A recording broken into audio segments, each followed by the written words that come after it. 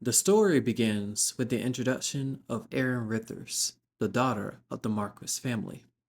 Her reputation is known as the worst villainess, as the family is known for their cruelty and extravagance.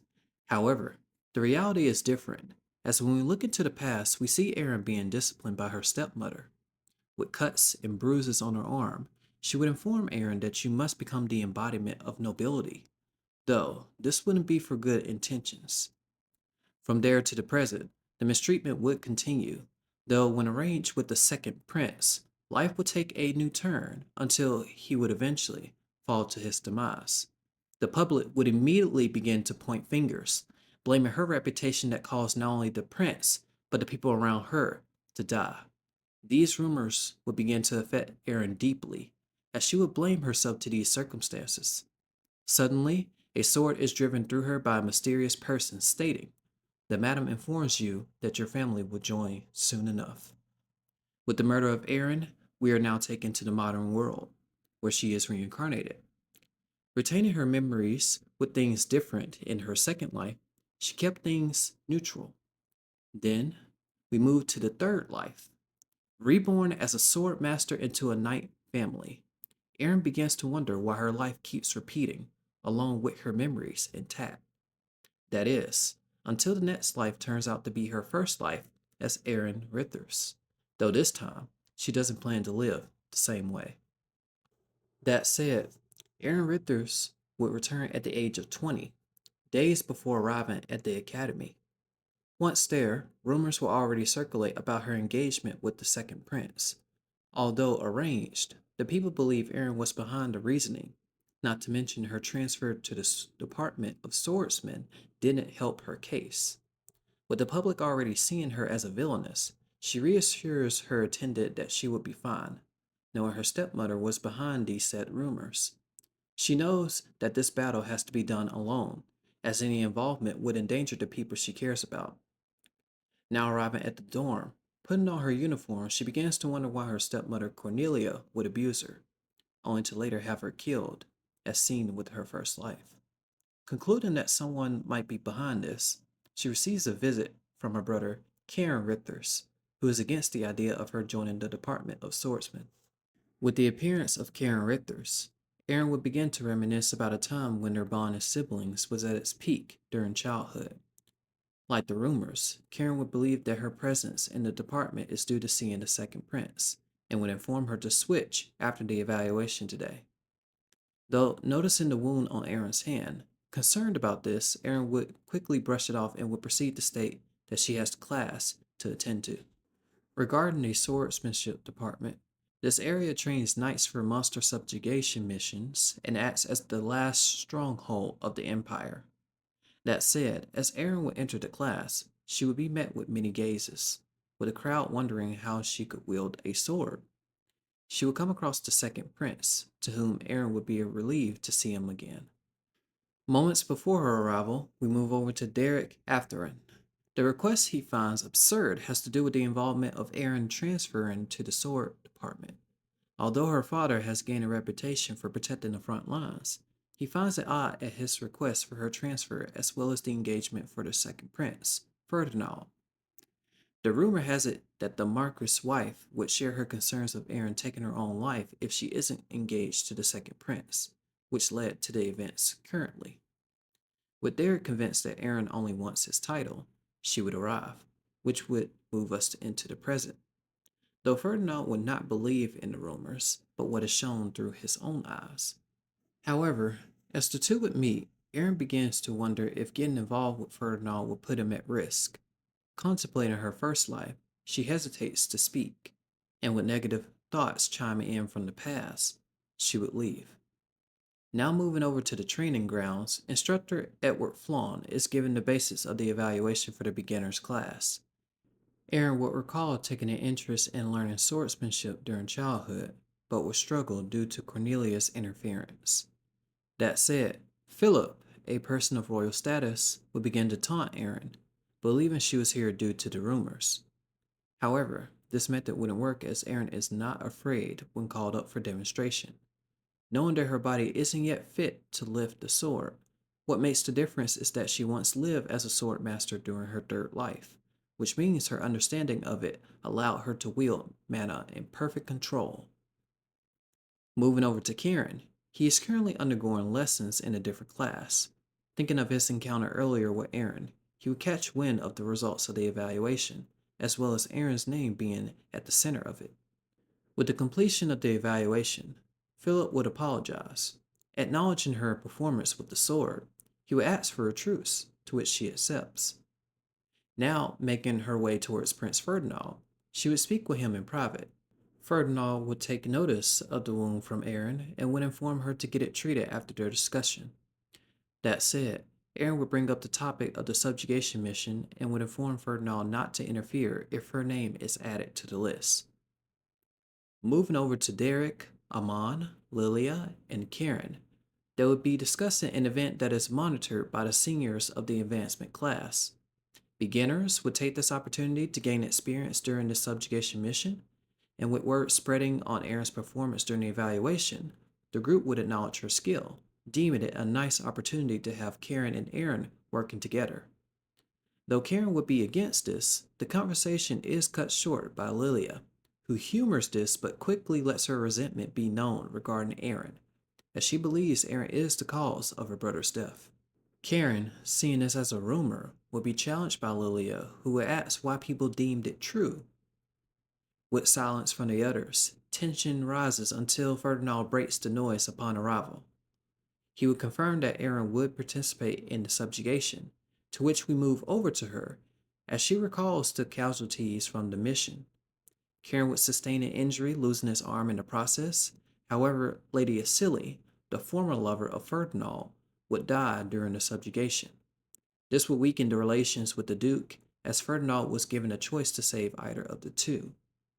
Knowing this, Aaron is determined to make a difference. With the mission a month away, she would use the time to hone her skills. Although with the arrival of Karen, he would be against the idea of her going. Despite the danger that lies ahead, Aaron stands firm, determined to see this through. With a month passing, we arrive at the day of the mission. Informed of Lilia's resentment due to the death of her brother, Aaron would recall as her brother, known as Calypso, was an attendant for her, though upon the discovery of his body sent to Lilia, she would devote herself to magic training in order to avenge her brother. As time passes, the group sets off on the mission, though Derek would take note of the weird dynamic that is happening, especially regarding Lilia's resentment. He would turn to Ferdinand and advise that he reconsider the engagement, as building relations with those who swear loyalty will gain him power to oppose the first prince. However, Ferdinand would pose a question regarding whether Aaron actually behaves the way the rumors entail, to which he would reply that he hasn't. Later on that night, Aaron would be cooking up some grub. Karen would be surprised by her skill as he recalls a time when things were normal during childhood, though with the interference of Cornelia, the two would grow distant. With the two now building up a bond, the conversation is interrupted as Amon brings up the topic of Lilia. With Karen stepping in, the situation begins to escalate until Ferdinand prevents them from fighting. Taking notice of how this will look for his reputation, Aaron would begin to taunt Amon and challenge him to a duel, though a voice would reach out, that being the saint known as Lady Asili. Both would exchange greetings, as this would be Aaron's first time meeting her in person, though Lady Asili would take a keen interest, as upon gaze she concludes that she'll oversee the duel between them. With the group confused, the two begins to make their way towards the battle. Now taking a stance, Aaron would acknowledge him as Amon protected her during the first life, even after the death of Prince Ferdinand. That said, Aaron would rush in as the two would clash, though a swift kick would send Amon flying, shocking him at the level of skill she displayed. With the battle concluding in Aaron's favor, Amon would be confused as he recalls his encounter with her at a gathering and would ask how she acquired such great skill. But before answering, Aaron would rush in on instinct to block the attack aimed at Amon. Confused about what is happening, Aaron continues to slice through, as the unknown entities are revealed to be the monsters that were lying in wait. As the group begins to escape, Asili would begin to have a seizure. For a bit of context, although Lady Asili has overflowing holy power, It would often hinder her as she would grow ill at times. Though with Aaron taking care of the pursuers, Amon would spot a cave for them to rest in the meantime. Now settling, Amon would offer to treat Aaron's wound that was inflicted earlier after their match, though he would take notice of the scars upon her back, which reminded him of a time he once witnessed growing up. Noticing this, before Amon could ask who inflicted these old scars, Aaron would inform Amon to take Asili back to the group, as her condition is becoming dire.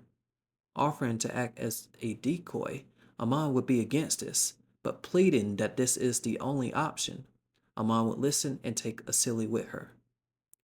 Now moving over to the group, they heard of monsters nearby and would begin to investigate. That is when they stumbled across Amon and Asili. Though wondering why there are only the two of them, Amon would inform Ferdinand that Aaron is acting as a decoy.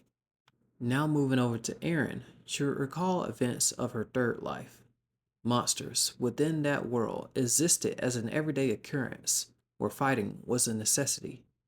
As mentioned earlier, this is when she reached the pinnacle title known as Sword Master, which would motivate Aaron to believe that her experience in this life can make a difference. Back over to the group, Karen would be furious as to why Amon allowed her to act as a decoy, though Lilia, while giving treatment to Asili, would find it odd for Aaron to act as bait, as she would not allow her death to go by easily. This would call Ferdinand to step in to break the discourse and prepare reinforcements in search of Aaron, though Karen would not let it slide as he would warn Amon, calling him a disgrace, which leaves him in a state of bewilderment. Moving over to Aaron, she was able to escape from the monsters and hide her tracks in the process. As she makes her way back, she begins to wonder if it's worth returning. Recalling the events of Lilia's brother, Calypso, the story follows him finding out about the abuse that Aaron endured by Cornelia. Determined to help her, Calypso would convince Aaron to inform her father about the matter, giving her the courage. However, this would be short lived as when he is shown dead, this would cause Aaron to break down, blaming herself for the outcome. With this event, Calypso's body would be sent home and the rumors would begin to circulate that Aaron was the culprit behind his demise. Looking up in the rain, she begins to wonder why she returned to this point in time, as if it were just a further back she could have prevented the death of Calypso. Wondering if the future is better off without her, Ferdinand would appear, to which she would be relieved before fainting. While this goes on, we move over to the Marquis estate where Cornelia resides. Now, to better understand the Marquis' wife, we must venture into the past. 10 years ago, a soldier, who happens to be Cornelia, appears to be having an audience with the king. His Majesty would praise her remarkable skills and would request her aid regarding the sword masters. The significance of this rank gives a bit of freedom from commands, which His Majesty doesn't find suitable. To prevent this outcome, he would give an order to Cornelia to assist him on the matter regarding the Marquis family. Now, in the present, with her true identity hidden, this would explain her plan on disrupting Aaron's interest in swords as well as distancing the relationship between the siblings. However, upon hearing the news regarding the events of the monster subjugation completed by a passing swordmaster, she would not be pleased. With her attendant, Raymond, they would begin to wonder as they were expecting the death of Asili to be part of the plan. Pondering, Cornelia would remember hearing rumors at the academy regarding Aaron's ability with the sword and would want to confirm if it is true. Recalling her first encounter with Aaron, she immediately noticed the potential of a sword master, one that Cornelia wasn't able to reach on her own. This would spark jealousy as she would vow to destroy the potential by any means necessary. Now present, Cornelia would make plans to send Raymond to the academy to check if Aaron wields the sword, and if deemed true, would interfere by any means. As time passed, we move over to Aaron's dorm, where Karen is by her side. This is when Aaron would begin to awake. With Aaron awake, after hearing a mouthful of worries from Karen, she would be relieved to see that the events of Karen losing his arm didn't come to pass. Karen would inform Aaron that Ferdinand visited frequently to check on her status, and that Lord Raymond would soon visit the academy to be assigned as Aaron's escort, to which the mood shifts in her expression. Moving over to the conference room, everyone is confused about the events that took place during the subjugation. With rumors of a sword master along with the change in Amon, Derek would find Ferdinand's behavior more peculiar with his visits to Aaron. With Ferdinand contemplating the events, he recalls Aaron's word before she fainted, stating not to be kind, but to resent her like everyone else. Confused, the silence would break as Lilia would wish to start the meeting. With Ferdinand asking about the whereabouts of Vasily, she would pay a visit to see Aaron, as there is word of her awakening. With the group relieved, Lilia would take note of this, playing along at first, but quickly reminded the group of her quarrels with Aaron regarding her brother. With Amon trying to defend, Lilia would quickly point out the change in him, including Ferdinand. Losing composure, she would apologize, moving back to the topic of business, though she would remind the group that Duke Asili would be making his way towards the academy. Now, over to Aaron. She is met by Asili, who tended her wounds while in recovery. Asili would express her gratitude for saving her on the mission and inform Aaron that the scars on her back will remain to heal in time. Understanding she has her own circumstances, Aaron would be confused by Asili's generosity and would ask if she resents her due to the marriage between her and Ferdinand. Taken aback, Asili would inform Aaron that the situation regarding that is something she can't disclose, but reassures her that she bears no resentment towards her, as the two would begin to develop a friendship. Later, during the afternoon session, Aaron would encounter Amon, who would apologize for the recent events. He would request a duel as he transferred to the same class as Aaron to relearn the basic principles. Aaron, recognizing his resolve to strive as a better knight, would accept the challenge as the two would begin their sparring match. Meanwhile, with the arrival of Lord Raymond, he would start to make way towards Aaron. Switching over to the Duke, known as Ronald Asili, he would catch wind of the news regarding the subjugation mission. Curious about the students who participated during the mission, he begins to make his way towards the training grounds. Now over to Aaron. With a crowd forming, she is shown with Amon engaged in battle. With Amon going for a thrust, Aaron would deflect the attack whilst maintaining composure, and would deliver a swift finish using the style Amon demonstrated, thus ending the battle. With the crowd shocked by the performance between the two, the Duke would arrive as well as Raymond, to which Aaron knows far too well. For a bit of context, Aaron always looked up to Raymond in the past, as he was the beacon that guided Aaron during her darkest hour. Though this would be short-lived, as seen with her first life, the culprit being none other than Raymond, would spark a determination for Aaron to see this through to the end. After a brief exchange, Aaron would leave, returning to her classes. Raymond, shocked by the talent demonstrated in her battle, would recall his role in the past. With Cornelia's goal of breaking the spirit and body of Aaron, Raymond's role would act as the savior for her, whilst finding it all amusing. Though surprised by Aaron's new personality, he is determined to carry out his plan. Moving over to the Duke, impressed by the skills displayed by Aaron, he would take note of her potential. As with the arrival of Ferdinand, the two would begin to discuss matters. Hearing the news regarding the engagement, Ronald would question why the arrangement meant for Asili would change to Aaron Rithers. Before an answer, Asili would interject and inform her father that the meaning behind the proposal was to keep the factions in check, and she would state that Aaron is her friend. Though now aware of her talent, Ronald would pose the question to Ferdinand if he knew of her potential through his ability. For context, this ability allows the user to view a person's past. However, they don't have control over who they choose. With the Duke curious about what he had seen, although no swordsmanship was shown, there was something else he saw that he couldn't disclose to him. That said, the Duke would inform Ferdinand that he won't be able to protect him from the Emperor, as sword masters cannot meddle in imperial affairs. He goes on to state that the Emperor allowed the engagement to happen with Aaron as a means to find a fault and use it against him, and with the Duke here, he would have him investigate both Ferdinand and the subjugation mission that took place. to which the rumored swords master would pique his interest, as he would note that whoever slew the monsters during the mission would be someone worth meeting.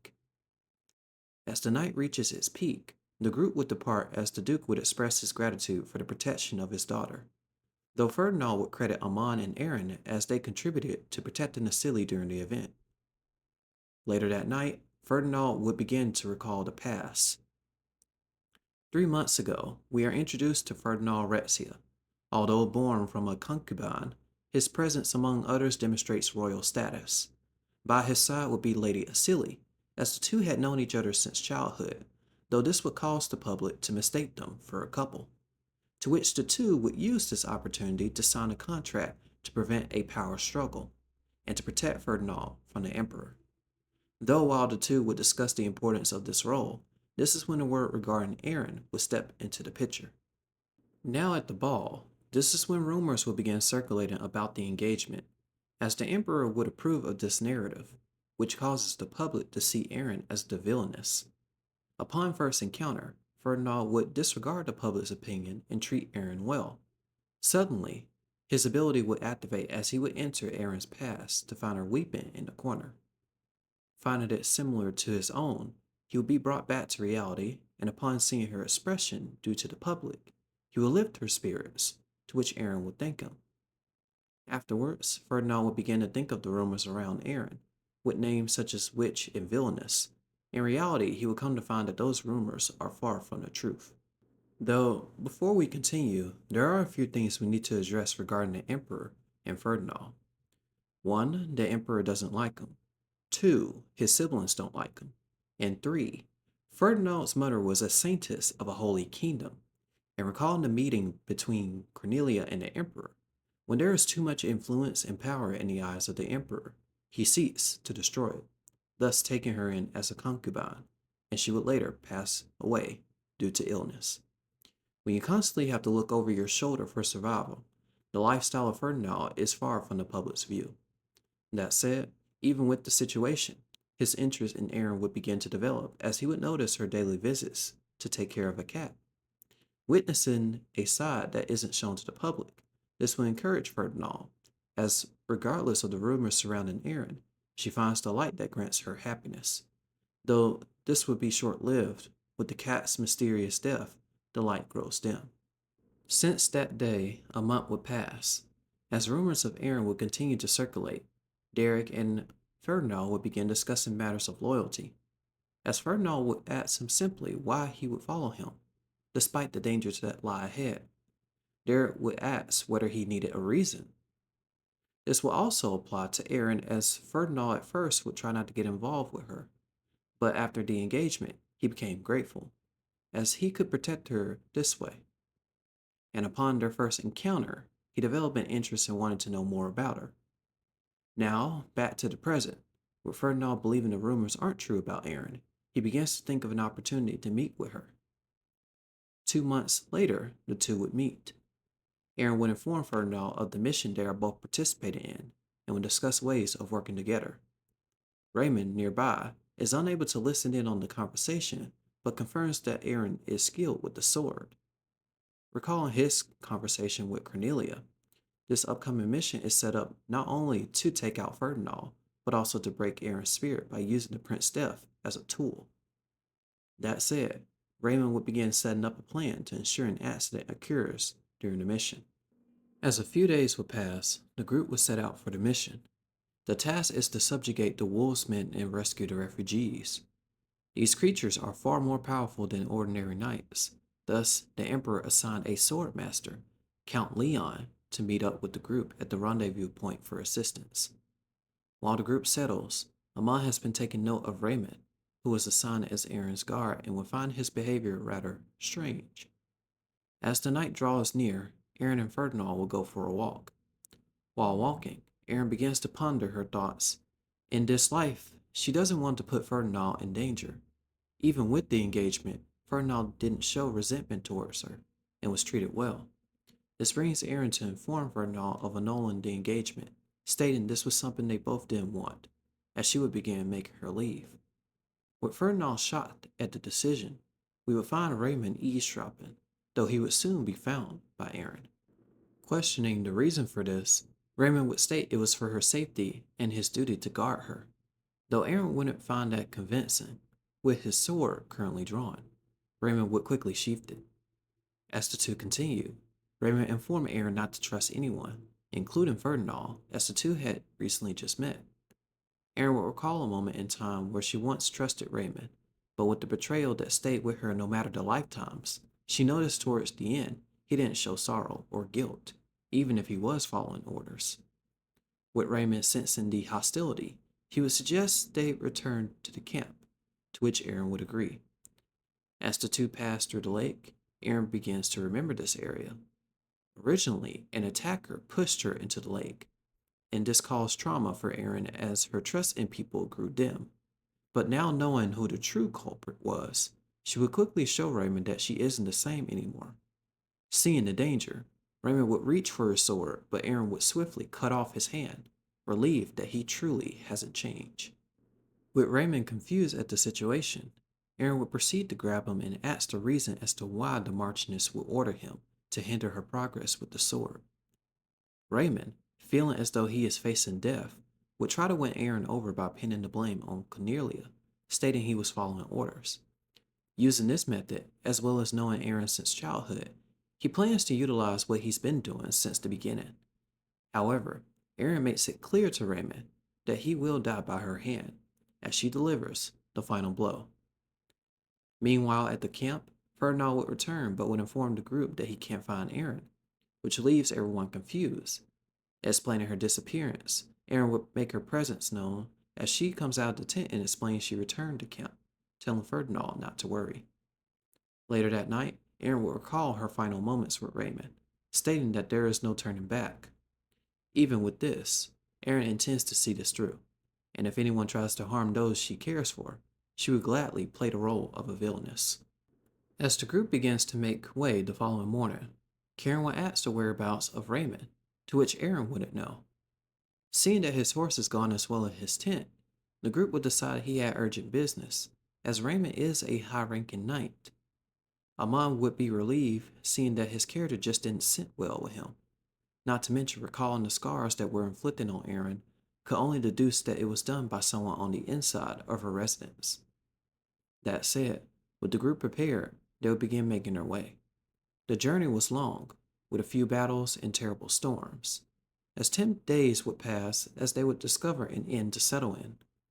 Amon suspected that this mission was yet another task by the Emperor to harm Ferdinand, though as the group continued to eat, they would wonder about the whereabouts of Lilia, who had seemed to have disappeared. Moving over to Lilia, she recalls the day of her brother's death. The messenger would provide funds for the funeral in gold coins and proceeds to paint the narrative of the cause of death.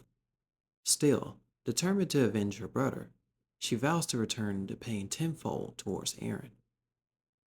A week would pass as the group arrives at the rendezvous point to meet up with Count Leon, though as the night settled, Ferdinand would see no signs of him arriving.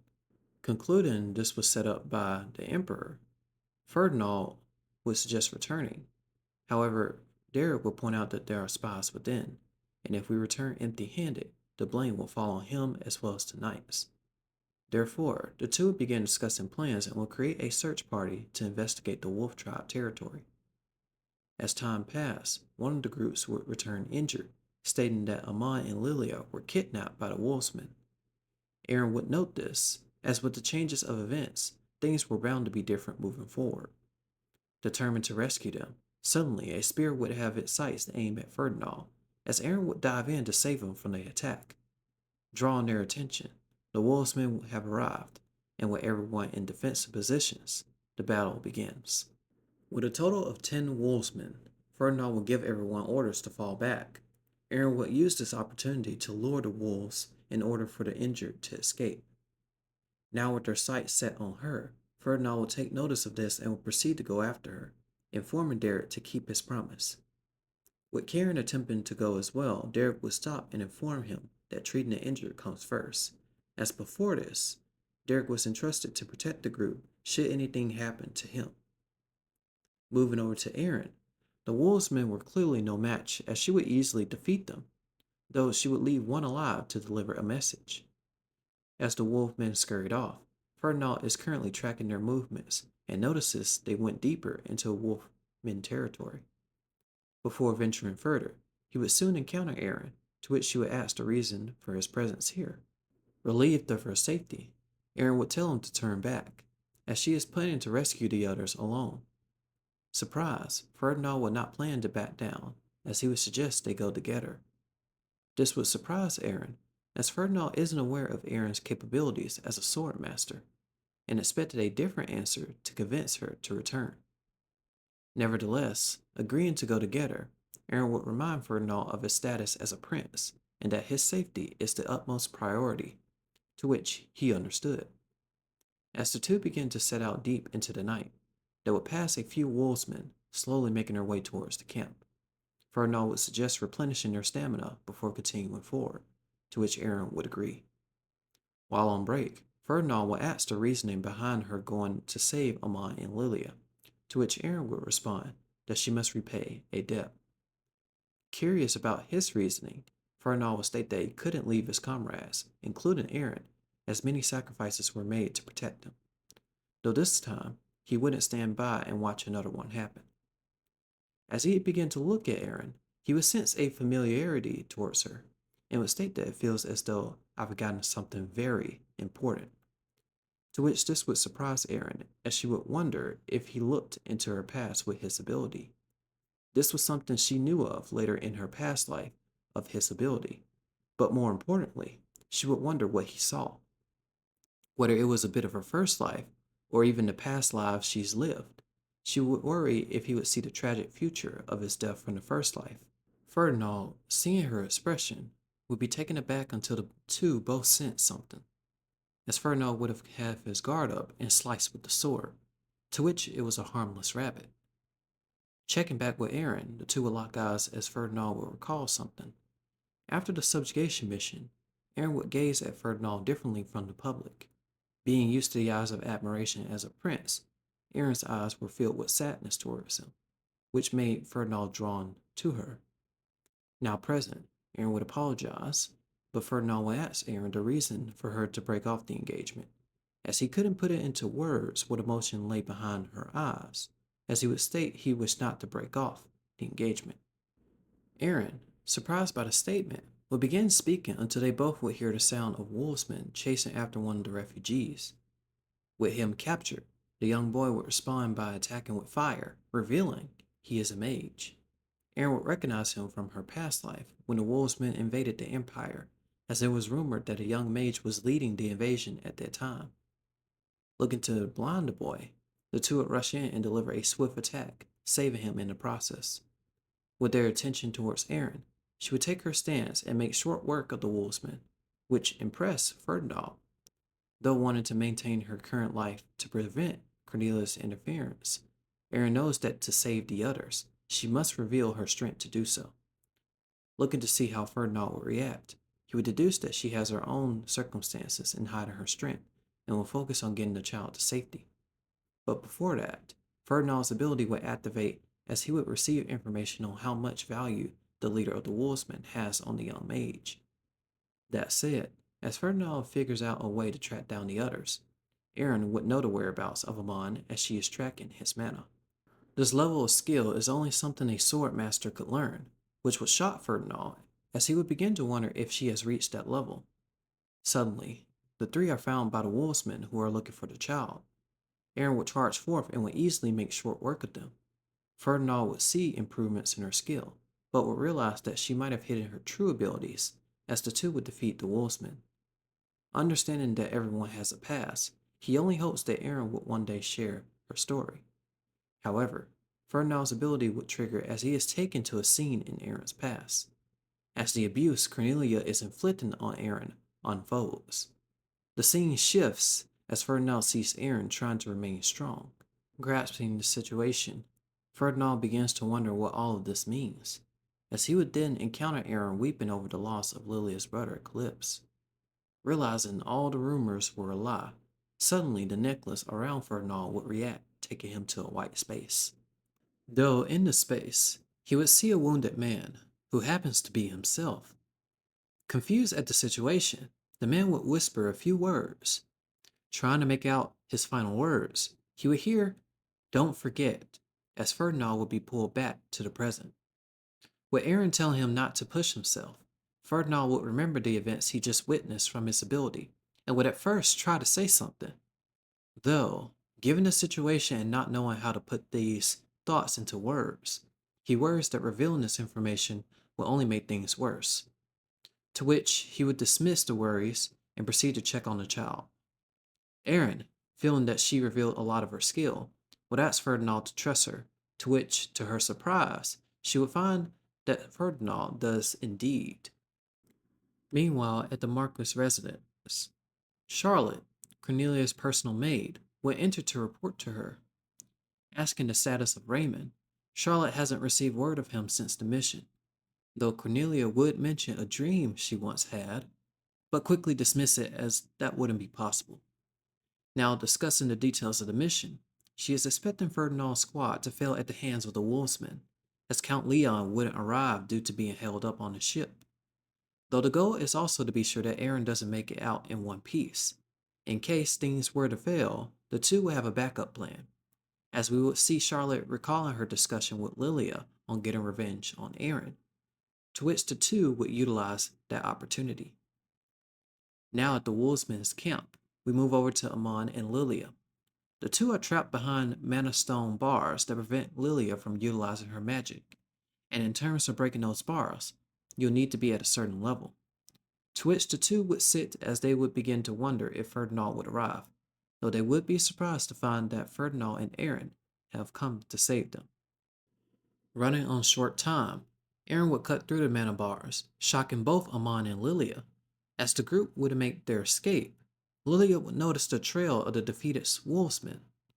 Amon would find this impressive, as he had a feeling Aaron was hiding her true strength.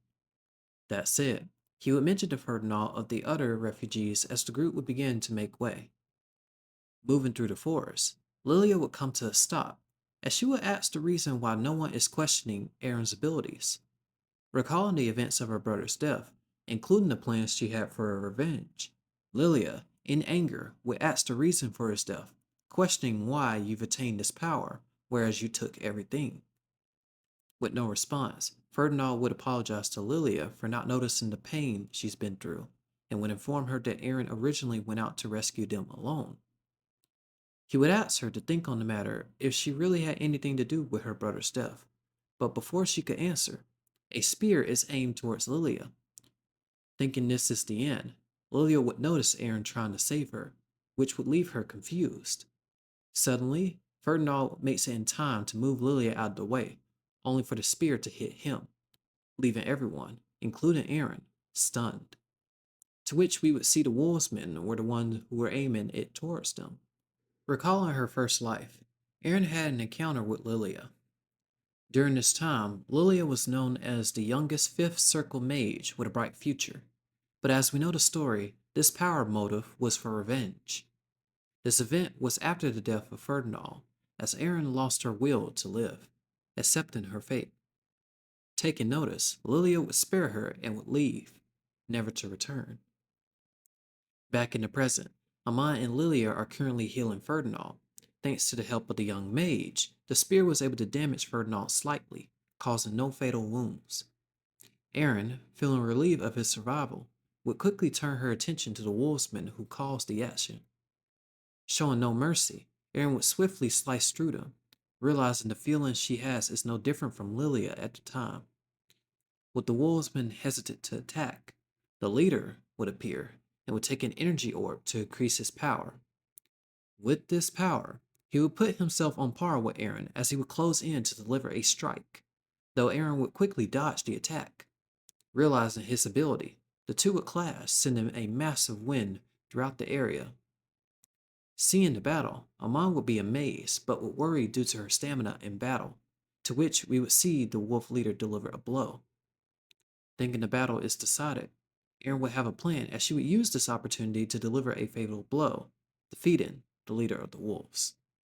Knowing the battle is over, Aaron would faint, exhausted from the fight. With the group currently healing her, Lilia would express her concerns as to why Aaron would go so far. With Aaron requesting to heal Ferdinand, Lilia would respond that he is already stabilized. Confused about her actions, she would try to brush it off, convinced that Aaron was the one who killed her brother. Though, recalling Ferdinand's words, she would begin to think back on the item the leader of the wolves used to fight against Aaron. Recalling the events of her meeting with Charlotte, hoping to get revenge, if she succeeded in inflicting a fatal wound on Aaron, she would receive a mana stone that grants her power. Wondering how the leader of the wolvesmen attained the mana stone, for now Lilia would focus on healing Aaron's injuries. The next morning would arrive as the group would meet up with the others. With everyone reunited, the group would begin to make their way back home. Moving over to the Marquis residence, we see the Mana Stone in the hands of Cornelia, as it was Charlotte, a dark sorceress, who provided the orb to the leader of the wolves. The Black Mana Stone. Although it grants additional power, if not careful, it could lead to side effects that could cause one to lose their mind. To combat this, you will need to take regularly a blue pill to ease the side effects.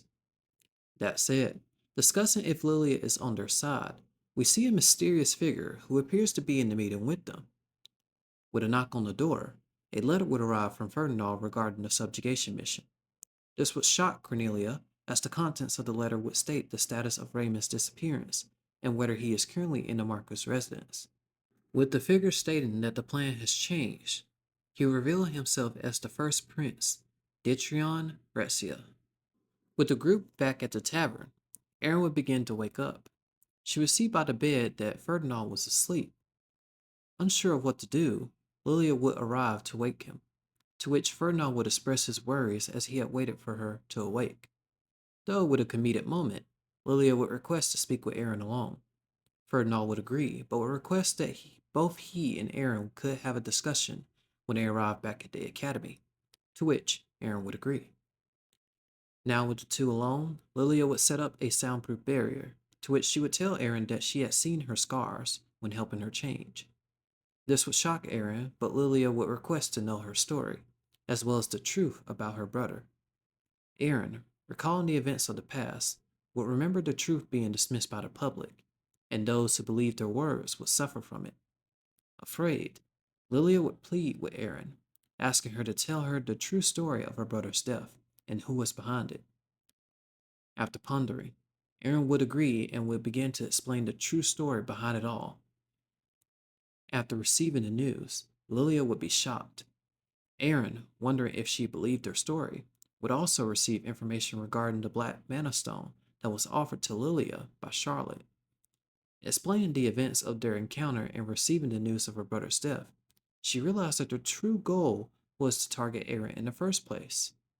Now knowing the truth, Lilia would apologize, with Erin seeking to comfort her, stating that their specialty is deceiving the public by spreading rumors. Lilia would ask if she is angry, to which Erin would express the fury that lies behind her expression.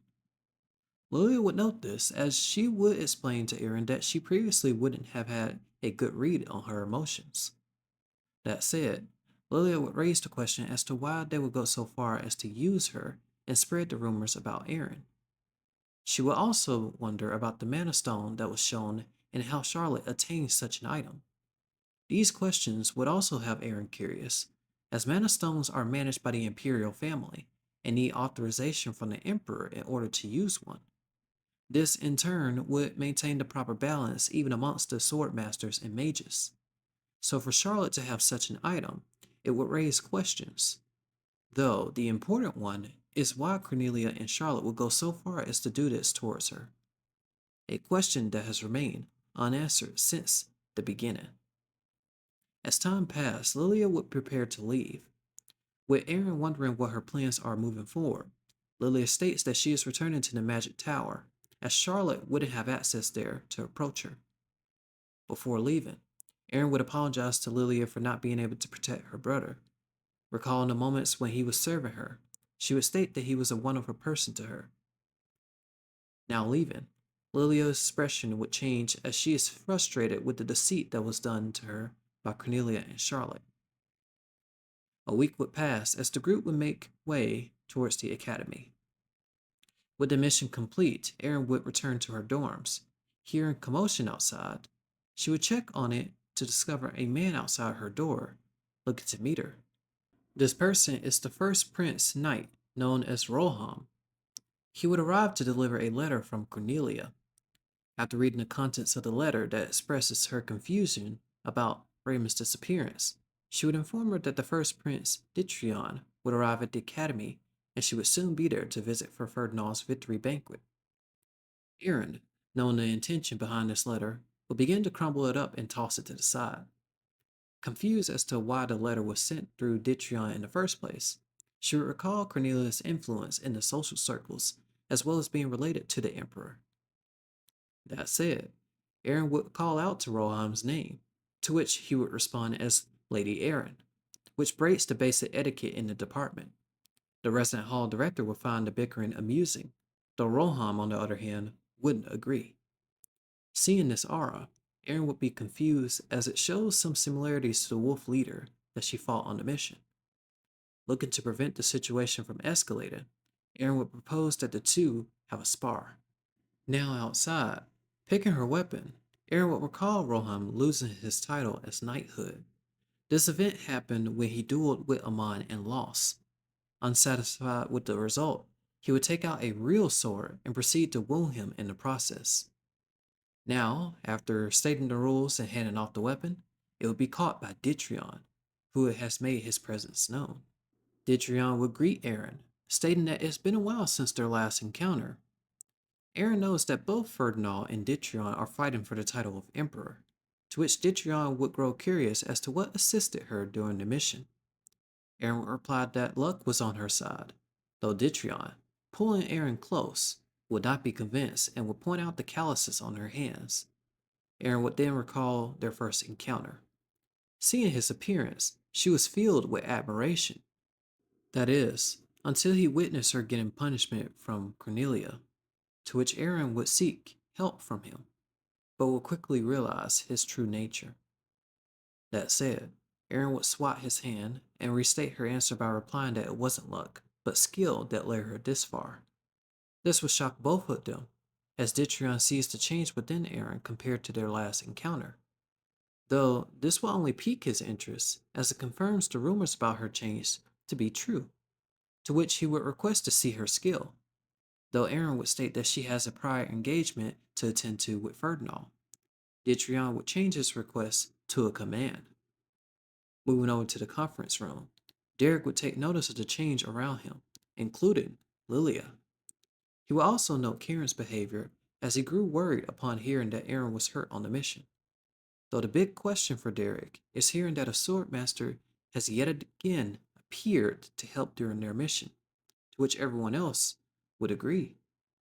However, Derek would grow curious and ask Ferdinand whether he knows the true identity of the swordmaster. Seeing that the situation doesn't add up, Karen would chime in to say that what matters is that everyone is safe upon return. Derek would respond that he needs to report the events to the Emperor, to which Karen would simply state that Ferdinand has his own reasons for not informing them. Derek, understanding the situation, would reply that he would place his trust in them, but would tell them that they need to develop a clear story. Now in thought, Ferdinand would look to Lady Asili and request that they end the contractual relationship, to which Lady Asili would request to speak with Ferdinand alone. Suspecting the reason to be Aaron, she would ask if he witnessed something within her, as Lady Asili would state that she had a vision of her death that was originally her fate. When Lady Asili first became the saintess in the Empire, she didn't hear the voice of God. The reason for this was simple, as when the Emperor invaded the Holy Land, he not only took the saintess as a concubine, but drove its citizens to barren wastelands. However, the public would not know his deeds due to the newspaper focusing on the events regarding the Marquis family. Discovering this truth and vowing to put a stop to it would be the first step of her attaining holy powers. The contract between her and Ferdinand is an agreement to support him against the Emperor, as their goals were alike. Though even with holy powers, she has not yet heard a voice. That is, until her first encounter with Aaron Rithers. The voice would simply state not to stop her, which is the oracle she received. Ferdinand, wondering what this would mean, would be interrupted by Amon regarding a situation. He would explain that Dittrion is here and has commanded Rohan and Aaron to engage in a duel. With the conditions set, everyone watching would grow concerned due to Rohan's high rank among the knights.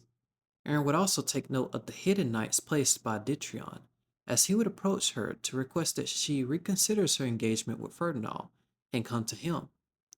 Aaron would reply that if the engagement was broken off, she had no intentions of coming to him in the first place, which would leave him and everyone in shock.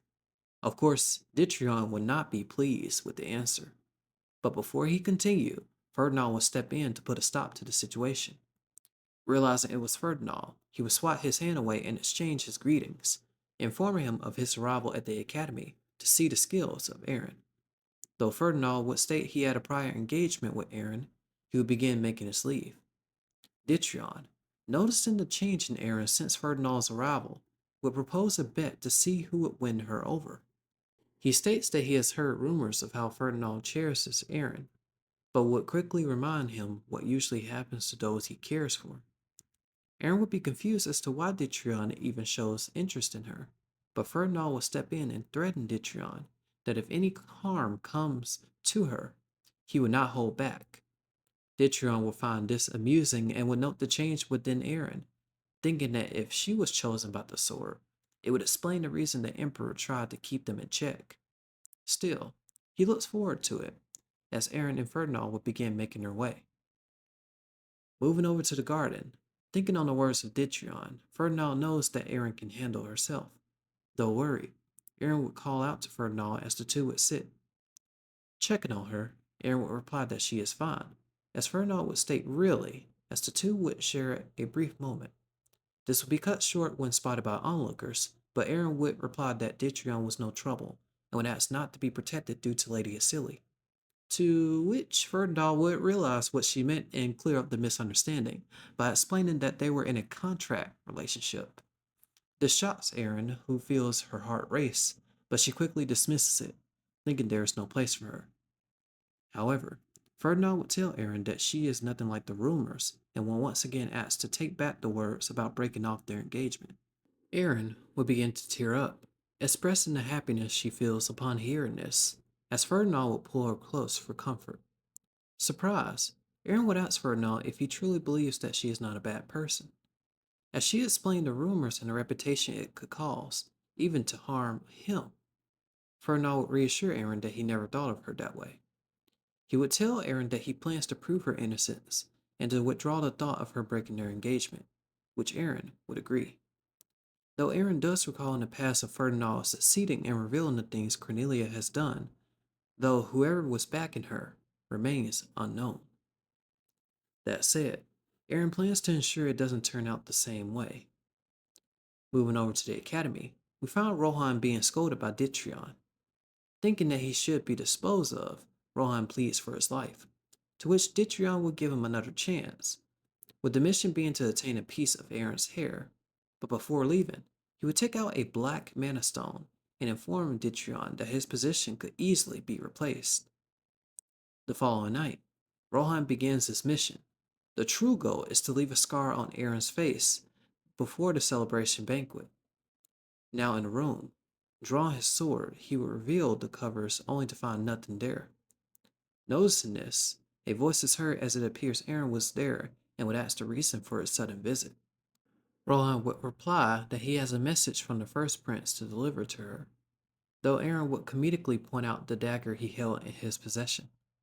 Seeing no choice, Rohan would rush in on the attack, to which Aaron would dodge and easily perform a takedown. Unable to move, Rohan would recall back on his decision when he accepted a black mana stone.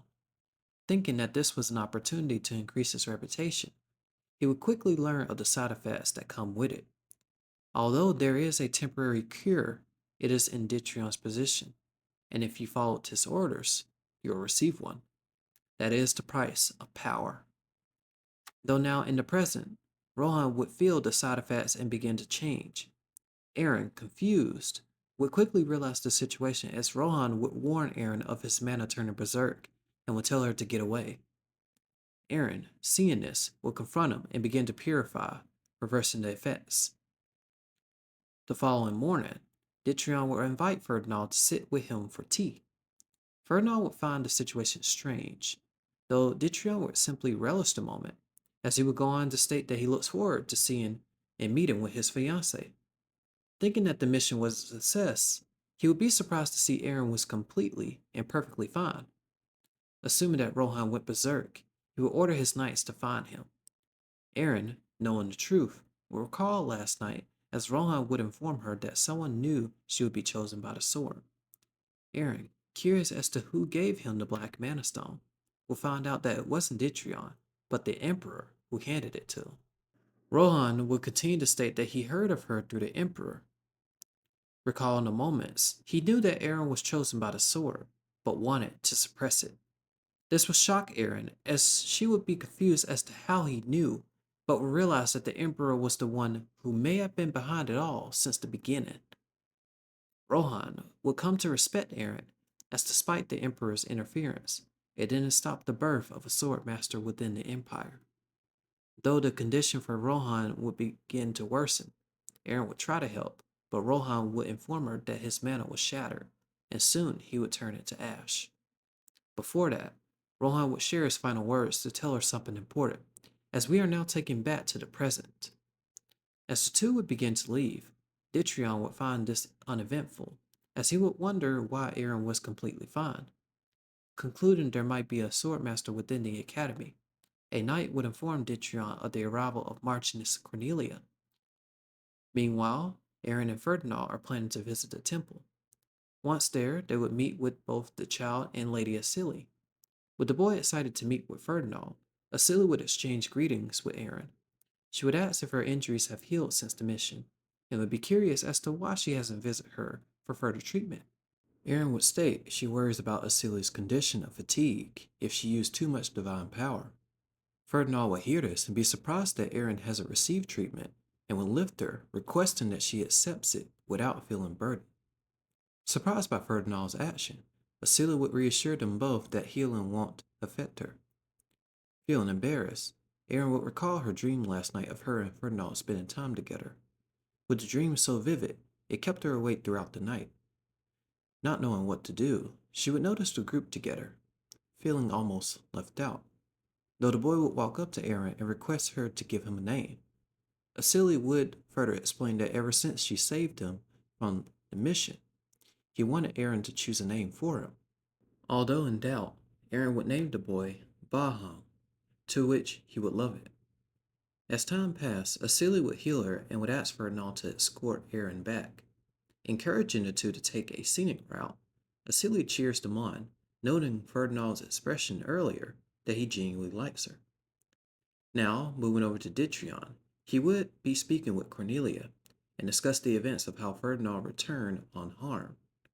He would bring up the topic of hearing a sword master showing up twice during the mission, but would also point out that Aaron has changed and would question whether Cornelia truly broke her. Moving over to Ferdinand and Aaron, the two are walking in the garden. Ferdinand would turn to Aaron, enjoying the scene as he would state that Bahan was a good name to choose for the boy. As he would point out, the suggestions they had for him temporarily were a struggle to choose, as Bahan didn't like it. Curious about the names that were suggested, Amon suggested the name Kiddo, which obviously didn't go too well. Of course, Aaron laughing at the thought would catch Ferdinand's attention. Although he wished he could utter the words, due to his past that stripped him of that affection, this was more than enough as he would compliment her. Feeling embarrassed, Aaron would turn away but would quickly change her expression. Curious, Ferdinand would check on her, only to see a fear as it appears that she saw the arrival of Cornelia speaking with Karen.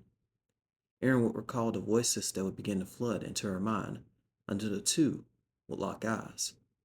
Karen would greet the two, as he would be elated to see the arrival of Cornelia and would inform Aaron not to upset Mother, to which Aaron would remember that Karen was raised differently and was afraid that he wouldn't believe her if she told him the truth during her youth. Aaron, knowing that things are different, is unable to take the first step. Karen would notice this and would suggest having a conversation with Cornelia, to which Ferdinand would step in to intervene. Karen would state that this is a matter of the Marquis family, to which Ferdinand would reply, it is his matter, since they are engaged, though Karen would ask if he truly loves her.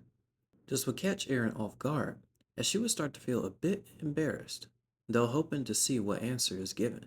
Ferdinand would reply with something completely different regarding whether Karen truly knows his sister.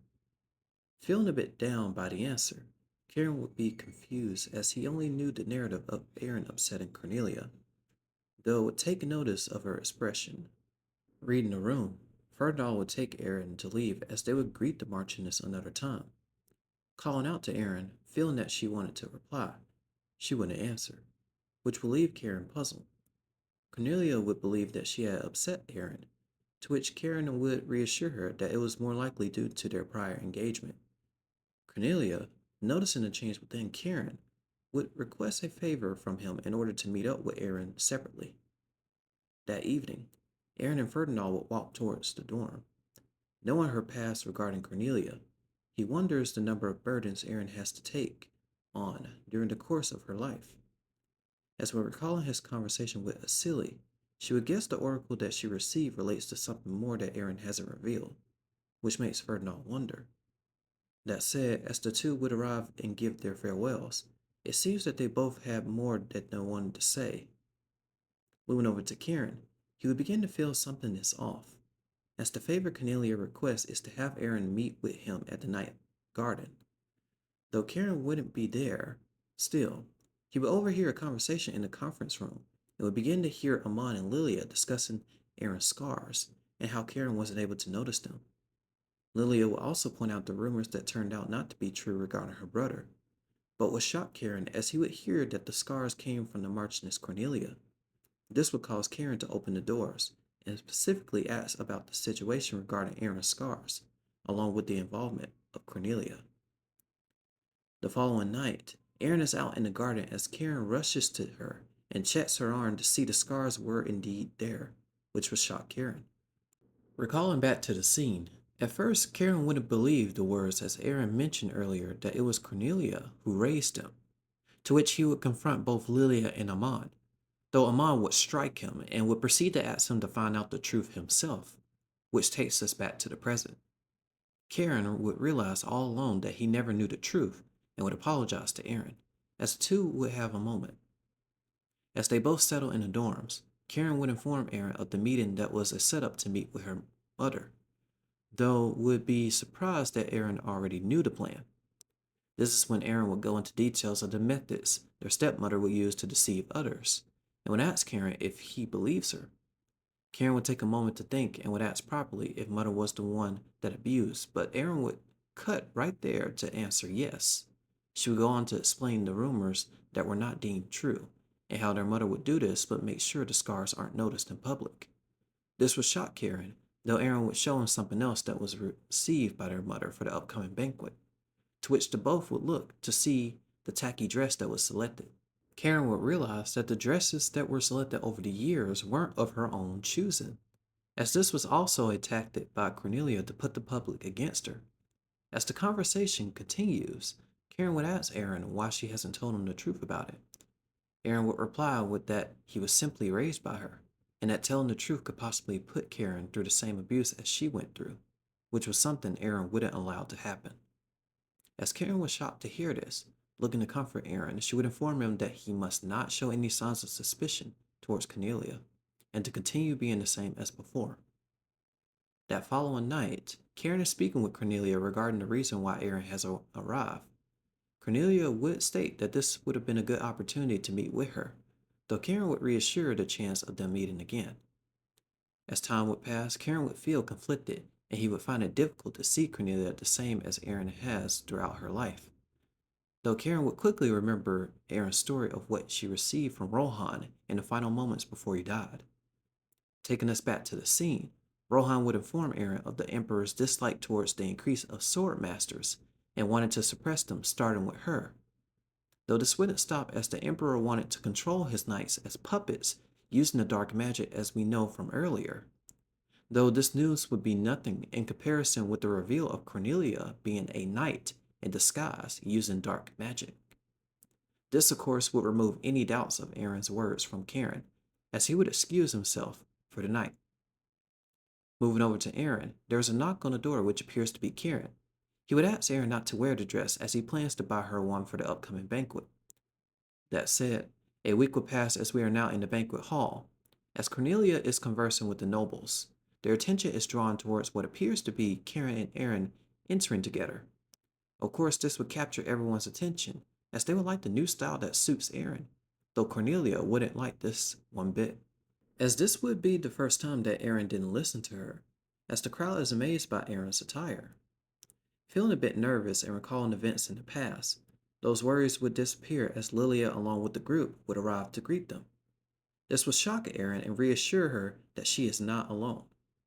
Cornelia, on the other hand, would take note of the change from their first encounter and would be confused as to why she didn't listen to her, though she would point out with Charlotte the aura that is flowing around her that even has the Duke's attention. This would surprise Cornelia as she has taken steps to ensure her physical condition wouldn't allow her power to grow. Though noting that her level is that of an advanced knight, she would have plans to re-educate her.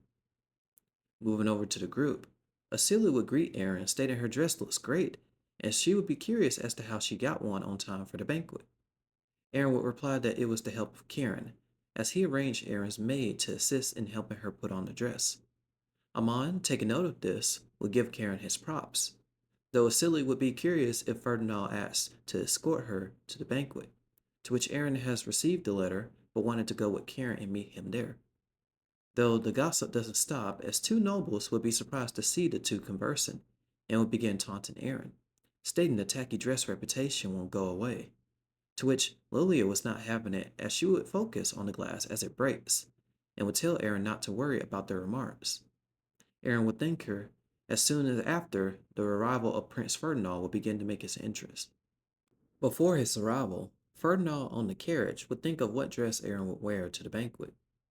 Imagining the different styles, he looks forward to it, though now in the present he wouldn't have come close as he would be stunned by the beauty Aaron is showing. Near them, Prince Dentrion would notice this. He originally viewed humans as tools. Opportunists such as the nobles hearing the news of Ferdinand's achievements. Everyone he sees is no different than insects. Though upon viewing Aaron, he would state to himself that he wants her, that he sees her differently. Though this would confuse Dentrion as to why he is feeling this way, as in the past he didn't have those thoughts. Ferdinand would take note of his gaze, which Aaron asked him what's the matter, to which Ferdinand would disregard. Although curious on the reason Aaron is revealing her aura, she replied that she wants to show everyone that she was chosen by the sword. Though would note the hidden gaze by Cornelia that sees this as a threat, Ferdinand would take a moment to recall the events of his conversation with Acelia. She had a theory of Aaron knowing the future events that are yet to come, to which Ferdinand would think that would explain the growth that could never have been explained. Curious on just what future did Aaron see to carry such burden on her shoulders, he wasn't able to guess the solution, though overall, the two would enjoy their dance together, as they would regroup and begin to converse. Aaron would take a moment to step outside to get fresh air. Ferdinand requesting if he should go with her would be reassured by her that it is fine and she would make her leave. Now on the balcony, she is expecting someone to whom we find to be Cornelia, as Aaron would express her happiness in meeting her. Cornelia would immediately ask Aaron why she didn't wear the dress she picked out for her, to which Aaron would respond in full as she would swat the fan away from her hands. Cornelia would see this as disrespect, but Aaron would simply ask why she abused her when she has done nothing wrong. This would catch Cornelia off guard as she was confused, to which Aaron would continue to ask why she was cruel. Although Aaron knew the true reason was due to the Emperor's commands, the answer she hears is far worse as she would state, "Your very existence is a sin." Aaron would be taken aback by this statement, as she wonders what kind of life she would have had if Cornelia had treated her well. A scenario of a life that wasn't full of abuse. Though reality only sits in with Aaron, concluding that this woman is truly evil, as before Cornelia would strike, Karen would arrive to see the situation, and would ask Cornelia to get away from her. Seeing if she is okay, Aaron would reply that the dress was the reason for all of this, as she was about to hit her. Karen would ask the reason why she would do this over her dress, which Cornelia would try to de-escalate the situation, but would note Aaron's gaze that she was playing her own trick like in the past. Still, Cornelia would try to talk it out with Karen, but would have her hand swatted away and would restate the word that he overheard her say towards Aaron, and would ask her to direct those words towards him. With Karen having enough, he would make his leave with Aaron, stating that he would never call Cornelia mother. As time passed, Karen would blame himself for believing the words of Cornelia and would once again apologize to Aaron. He would think of an idea to tell father about not only the situation, but everything that has happened. Though Aaron, recalling an event from her first life, would tell Karen not to tell father. The result is unclear as to how Cornelia would react, and she would tell Karen that he is too weak, revealing her true aura.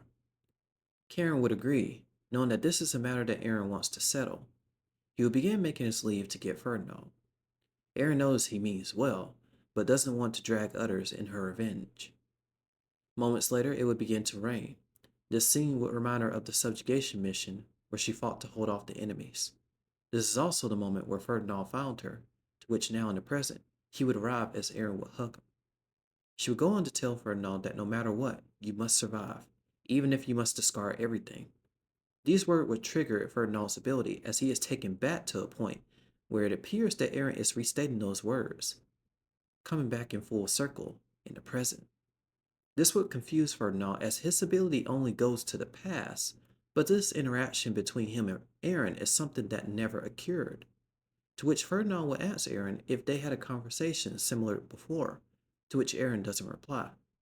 This would confirm the theory a silly mention of Aaron knowing a future that has yet to occur. Now indoors, as the two would freshen up for some tea, Ferdinand would wonder how Aaron attained this ability. As to his knowledge, the only person who can see the future is the Saintess. Pondering, he would ask Aaron if she can see the future, to which Aaron hesitates to reply. Though Ferdinand would understand, he would ask the type of relationship they had and if his future self loved her. Aaron would reply that she had been a terrible villainess and told him not to worry about being kind to her, that all this is to atone for her past. This would surprise Ferdinand as he knows deep down the lingering feelings he has for Aaron is real. Though in Aaron's case, she believes Ferdinand doesn't love, but pity her, which she believes is enough. Ferdinand would respond that he is disappointed in his future self, that he was a foolish man. This would have Aaron shed a tear as she would lean on his shoulder for comfort. Aaron, wondering how things would have been different if she was raised like a normal person, would hear Ferdinand's words as he states that he would lend her his shoulder, always. The following morning, we will move over to Ferdinand, as he is still confused about yesterday's event, find it hard to believe. Though Derek, getting his attention, would inform Ferdinand of Lilia and Baham's departure to the Magic Tower. The letter from Lilia would discuss about her plans to investigate her brother's death and to take on the path of suffering for atonement. The path of suffering is a trial among mages, a very high-risk challenge with a reward to follow through. If one succeeds, they'll attain immense power, to which Lilia plans to use this opportunity to clear Aaron's name. That said, Derek would include that a message was sent from Helix. Checking the contents, he would see the words, "I am returning," as we now move over to the training grounds where Helix Edzard, a holy knight, would approach Aaron to challenge her to a duel. Known as the last remaining paladins under the former Saintess, since birth, Helix has possessed holy power and would be the paladin who serves the Saintess and Prince Ferdinand. His high devotion to them is noted as Aaron recalls him being protective of both Asili and Ferdinand. Though specifically around Aaron, he showed more hostility than anyone, to which Aaron would be curious about the reason. Amon would speak on chivalry as he would step in to challenge him, though Helix would simply reply that the rumors about the forced engagement would be far from chivalry to side with her, as he would call him a traitor. Amon would not take the statement lightly, as he wonders about the outcome of their battle, though Ferdinand would step in to stop it and request Helix to apologize to Aaron. Meanwhile, we are at a temple where Karen is thinking of a way to protect Aaron. Suddenly, a silly nearby would collapse as when Karen went to check on her. She would mention Aaron, as it appears that Asili has witnessed the future Aaron has experienced that no one remembers. As time passed, Helix would receive a good scolding from the group, as Ferdinand would state not to harm others for his sake, to which he would agree. Confused by the change in everyone's view of Aaron, Helix worries that Prince Ferdinand will never be able to meet the person that he loves. Now moving over to Prince Ditrion, he would discuss with Aaron of a mission assigned from the Emperor to head out to the west for a promotion exam, though this would simply be a setup, as the western region is a place not even veterans would step foot in. This area is swarmed with monsters, and going there is no different than a death sentence. To which Ditrion would be curious on the expression Aaron would have upon hearing the news. Aaron would reply that she understands and would request her leave, which would shock him. So much so, he would offer a way out for Aaron by speaking to the Emperor to pull some strings. Aaron, confused, would reply that you don't need to go that far for my sake, as she would make her leave. This, of course, would make Ditrion uneasy, as originally Aaron was supposed to be dealt with a long time ago. Now over to Aaron, she would be relieved but would notice that the future is changing, as she never received a mission from the Emperor to go into the Western region. Thinking that Cornelia might be behind this, Aaron is determined to go as suddenly Duke Asili would arrive and would request to speak with her. Moving over to the conference room, Helix would provide an update on the activity that is happening within the Western region. He would go into detail that orphan children were being taken there as well as skilled soldiers that would go missing overnight.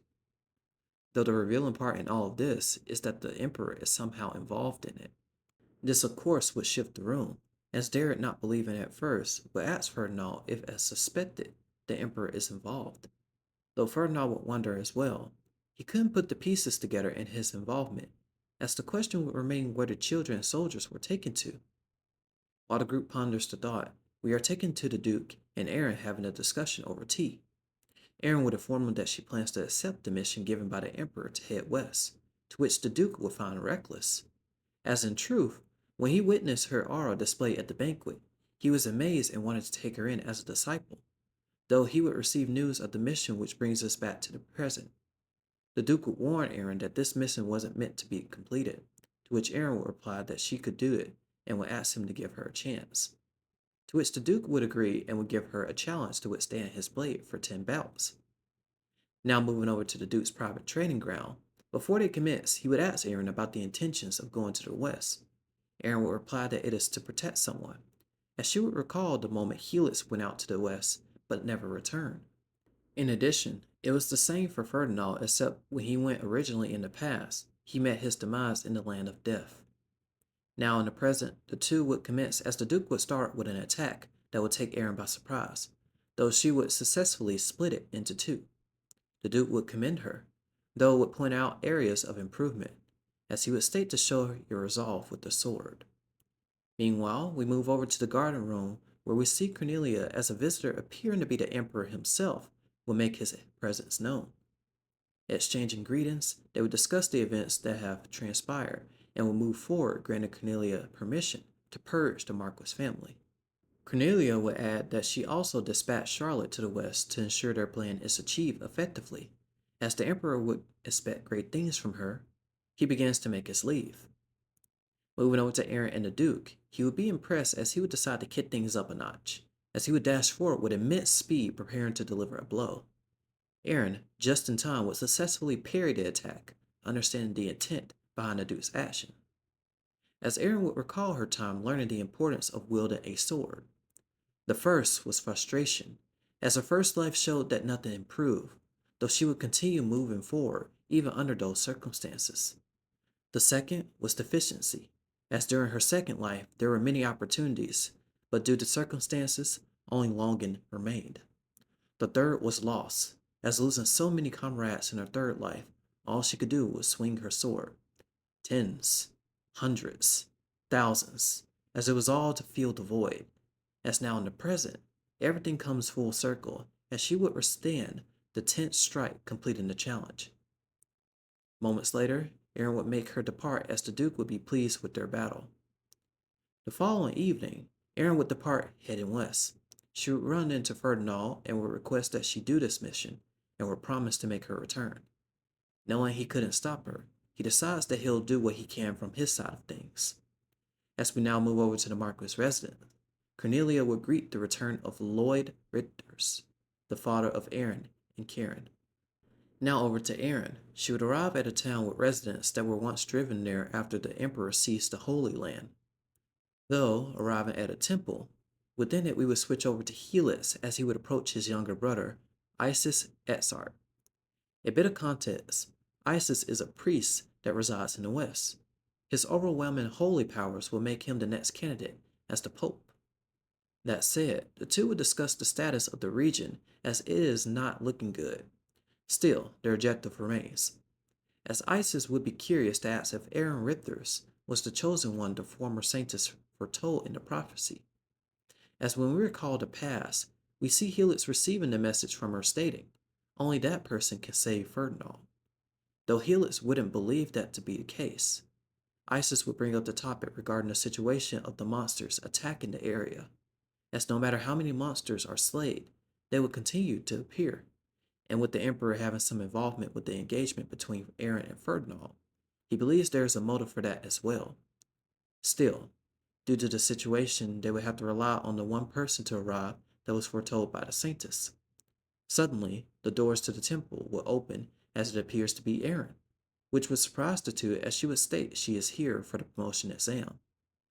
She would request Helix to be the witness on this task, to which he would reply thinking that it was an excuse for help and would tell her to return, though Aaron would state that she can handle it and would be aware of the current situation regarding the lack of manpower. She would ask if she could accompany him on the mission, as the destination he is going matches with hers.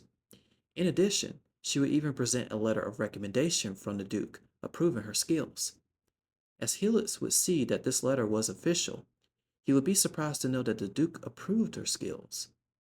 Now interested, Isis would chime in on the conversation and agree, as he is curious of the rumors to find out which is true. Since she traveled here, Isis would have someone guide Aaron to a room as they set out tomorrow. As she leaves, Helix would think this is a bad idea, though Isis would point out the Emperor sent her here. Though with her receiving a recommendation letter from the Duke, Isis would look forward to knowing which side she belongs to, and if she truly is the one to save this region. Moving over to Aaron, she would arrive at her room and begin to stare off into the moonlight. As recalling her moments before leaving, Ferdinand would mention that she is strong enough to refuse the Emperor. Aaron would reply that the Emperor would simply assign another mission, and would continue to state that there is something she must achieve. Ferdinand would tell Aaron that he has a confession, as he would state he can see another person's past, that being hers. This would shock Aaron as she was afraid of what he might have saw, though Ferdinand would state that in the past he was going to say, "I love you" to her, which of course catches her off guard, as Ferdinand would immediately try to explain himself, even more so in a way that the confession would be done this way. Not finding the words, he would simply state, "I don't want to see you get hurt or suffer," to which brings us back to the present. She doesn't recall the conversation on the things Ferdinand mentioned in the past he saw. Still, curiosity would remain, as she wouldn't see this as possible. The following day within the forest, the group would encounter monsters as they are away from the safe zones. With Helix taking care of them, he would check and be surprised to see that Aaron is fine, as the air contains a type of energy that can harm others. Though Aaron would take note that both Helix and Isis are wary of her due to the involvement of the Emperor, as Isis would suggest that if the journey is uncomfortable, it's not too late to turn back. Aaron would reply that she is fine, as she would continue moving forward, though Helix would inform her to follow his lead. As a sigh would leave from Aaron thinking this will be a long day. As time passed, the group would arrive at the destination of what appears to be an abandoned house. Aaron would find it weird being in the middle of a forest, as before they continue, Isis would ask Aaron of her purpose being here. Suddenly, the group would be hit by a mental attack. In response, Helix and Isis would raise their divine power to ward it off. Though when looking over to Aaron, they would notice that she has been hit and is currently under its effects. Inside, Aaron would open her eyes to see that she was back home. Though checking her surroundings, she would realize that this was a mental attack. This nightmare is quite familiar as it haunted Aaron's first life, showing her fallen comrades. Though the person that would appear every time is Ferdinand, asking why she slain her comrades. Erin would begin to recall the moment where she didn't know what to say, as she truly believed that Ferdinand despises her. Though now present, she would begin to wonder if things were different, would their lives have been better? As while the shadows attempt to overtake her, Ferdinand would ask if she would slay him. Erin would reply by drawing her sword to attack.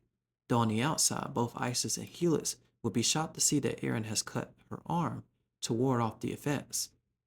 With Isis looking to heal her, Erin would refuse as she needs this wound to stay conscious, which will leave him surprised. As he noted something earlier while trying to wake Erin, he too would see a glimpse of the nightmare, and would see the result of her cutting her arm instead of slaying Ferdinand. Though Helix would inform the group that the situation is dire, as the monsters would appear and surround them. Wondering if he can protect the two, Aaron would step in, asking Isis to make an oath, swearing that what happens moving forward must remain a secret. As once the oath was made, in an instant, Aaron would easily blitz through the enemies, demonstrating her prowess in battle. This would shock them, as Isis would be amazed to see this level of strength, though Helix would point out that this is the level only a sword master could reach, as we see Aaron's aura float throughout the area. Though the situation would shift as black magic engulfs the horde of monsters. Knowing this isn't normal, Aaron will point out that someone is controlling them, to which we would see a pair of hands, leading to reveal Charlotte. Watching the battle, Charlotte would be surprised to see that the sword master was none other than Aaron, as ever since the subjugation mission, she has been searching to see who has interfered with the plan. Now knowing the truth, she would be confused as to how she became this powerful, though it wouldn't matter, as she plans to use this opportunity to finish her off. Now over to Aaron, they will make it inside the abandoned building to seal the doors shut, though this would be temporarily as while the monsters break through, Isis would find a secret passage for them to enter. Though upon entering deep into the area, they would stumble upon more monsters that were caged in the cells. Helix would be confused as to why they are trapped, revealing this building was once an orphanage. Aaron, confused, would ask what he meant, as Helix would trust an informer of an investigation relating to the disappearances of citizens from the West. He found the lead of the location, though didn't expect monsters to be in cages. Aaron would put the pieces together that explain Helix gone missing in his first life, as he must have come along and encountered the monsters, though she would have a feeling that something is off about the narrative of him missing. Isis would suggest finding a room to treat the wounds from the battle, to which Aaron would agree. Once there, Helix would investigate the area while Isis began treating Aaron's wound. She would ask the reason why, as Isis would respond with another question regarding the rumors, to which Aaron would reply that they are not true. Given his apologies, Isis would explain his wariness due to the involvement of the Emperor, to which Aaron understood. Moments later, Helix would show the group what appears to be a black mana stone that the wolf leader used against Aaron during the mission. Curious why it's here, Helix would show a book that contains the contents of experiments notating knights, children, and adults all being tested with dark magic. The book goes further, explaining the suppressants that can prevent a person from going berserk. Though, as it continues to go deeper, we will only realize that the result was devastating, as it reveals that those monsters that were caged were once humans.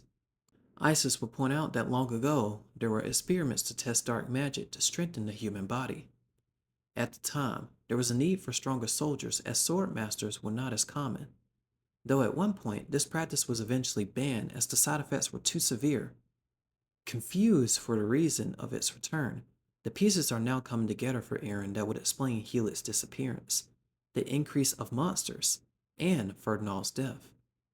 Helix would state that he has failed in saving them, though Aaron would ask if the humans that turned have retained any memories. Isis would reply that it's not possible, and there is nothing that can be done. Though Aaron would have an idea, as when we switched over to the cells earlier, Aaron plans to grant them an honorable death by having a duel to preserve their honor. As now when facing them, Helix would join in to assist in the battle. Now moving over to Charlotte, she wouldn't like this, as she would decide to do things herself by taking a mana stone and beginning to morph.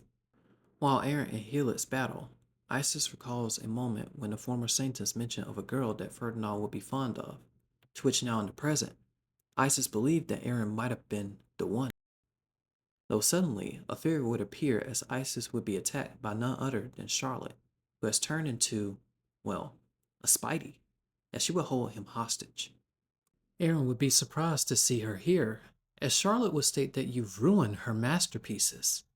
As Aaron would realize that she was behind it all, Charlotte would express her concerns regarding ISIS being the center of hope for the people in the West and would wish to destroy it.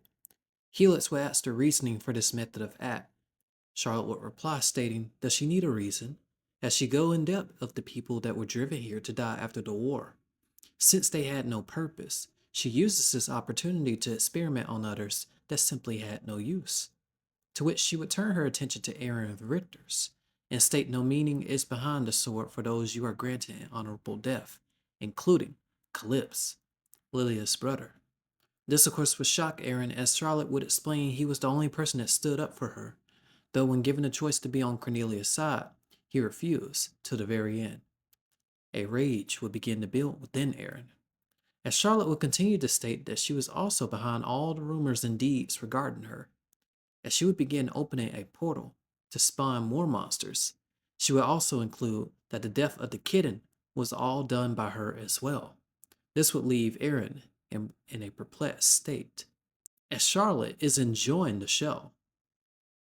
Now turn it into a camouflage state, she would begin to take Isis away. This, of course, would take Helix by surprise, though with no time to think, he prepares to focus on the monsters. Though just in that moment, the monsters would instantly be sliced in half, as Helix would be confused on what caused it. With Aaron appearing in the front, she would blitz toward Charlotte, pinpointing their location with precision toward the shoulder, and would ask if she has ever felt guilt. Recalling everything that has happened, the deceit, lies, and abuse that led to this point, was there even a shred of guilt in the process? Charlotte would reply, why should I feel guilty? And would proceed to go for her attack. Now hearing her answer, Aaron would understand as she would behead her, stating that emotion is only felt by humans. Charlotte would be defeated as a bottle with the suppressants would be there, as Aaron would begin to collapse. With Helix checking her status, he would need to get them both out of here. As time passes, we move over to a fortress where a soldier would take note of someone in the distance. Opening the gates to check who it is, they would be surprised to find Sir Helix, as he would request aid for his group. While this happens, we are now moving over to the Marquis' residence, where Cornelia and Lloyd are dining together. With the maid coming in to pour a drink for Lloyd, she would make a mistake and spill it, to which upon apologizing she would find it weird that he hasn't said anything. Though upon closer inspection, Lloyd seems to be in a daze. Cornelia would ask the maid to leave, as when they entered the room, she would turn to check on him, revealing it to be a doll specifically crafted by Charlotte. She would notice that he is unresponsive, and would wonder if something had happened to her, but would dismiss it as if that wouldn't be possible. The following night, as Cornelia walked up the steps, we would see a person in the cell that happens to be the real Lloyd Richters. Curious on what happened with Aaron, Cornelia would inform him of the mission heading west, and that she might have met her demise. This, of course, would anger Lloyd, as he would state no harm comes to her. Though Cornelia would respond that none of this would have happened had you not left for the front lines, and that everything that has led up to this very moment is his fault. As she would continue to state that she would inform him once she hears the news of Aaron from the mission. Lloyd would reply that he had some time to think.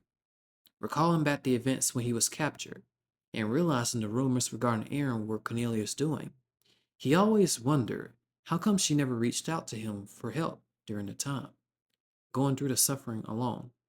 But now seeing the reasoning is due to Cornelia, he would state to her that the guilt will catch up, regardless of the backing, as heaven will strike you down. Now walking the halls, Cornelia would be surprised by his words after all the time spent in the cell, and would note to dispose of him upon Charlotte's return.